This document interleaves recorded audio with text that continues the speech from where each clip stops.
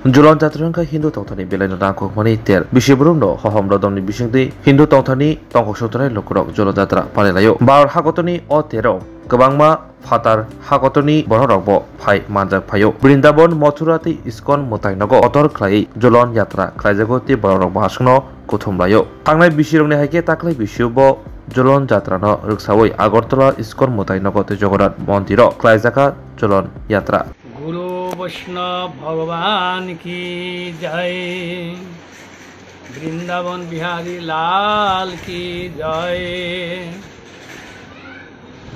महा सौभाग्যের বিষয়, আমাদের সকলে আনন্দের বিষয়। প্রত্যেক বছর প্রতি বছর শ্রাবণ মাসের শুক্লপক্ষের পবিত্র রূপিণী একাদশী তিথি থেকে পূর্ণিমা পর্যন্ত 5 দিন শ্রী শ্রী রাধা গোবিন্দের ঝুলনযাত্রা মহোৎসব অনুষ্ঠিত হয়ে আসছে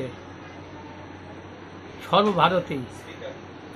বিশেষ করে ঝুলনযাত্রা উৎসব, আনন্দ উৎসব সেই বৃন্দাবন ধামে রয়েছে 1 মাস পূর্বের থেকে। 1 মাস পূর্বের থেকে ঝুলনযাত্রা, এটা গোস্বামীর মন্দির রয়েছে, গোবিন্দ মন্দির, গোপীনাথ মন্দির, মদন মন্দির, শ্যামসুন্দর মন্দির, রাধারমণ মন্দির, গোস্বামীর মন্দির রয়েছে, সর্বগোস্বামী। সেইখানে 1 মাস পূর্বে থেকে এক মন্দিরে ঝুলন 5 দিন সপ্তাহে আরেক মন্দিরে শুরু হয়। এটা 1 মাস পর্যন্ত চলে এই ঝুলন যাত্রা, মানে দোলনা।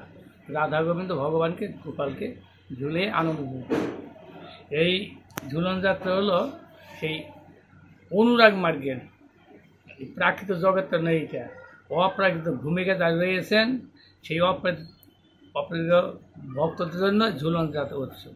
এর অন্তরে অন্তরে মিলিত হয়, অর্থাৎ ভক্ত ভাবে মিলিত। ভক্ত সেই ভক্তকে ভগবানের তো যার জীবনটা অর্পিত হবে, ভগবানের সমবেত জীবন।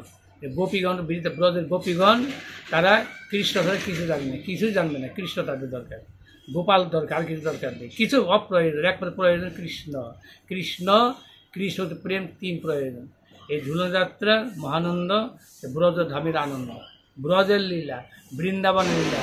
বৃন্দাবনে ভগবান শ্রীকৃষ্ণ রাধারানীর সঙ্গে মিলিত হলেন।